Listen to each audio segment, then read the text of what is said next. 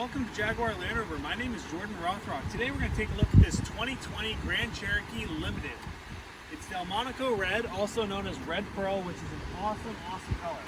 If you take a look over here, it does have the proximity entry, which is always nice because it makes it a lot easier to get in and out of the vehicle, whether it's rain or shine.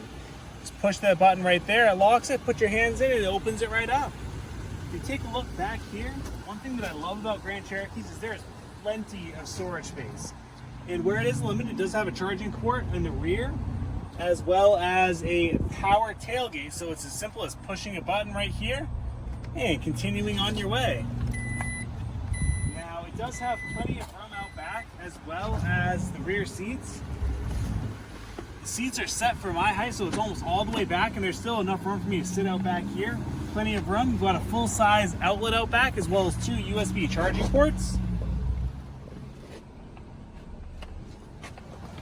And if we take a look up front, that's where all of the fun begins. Inside, it does have the leather interior, which is always nice.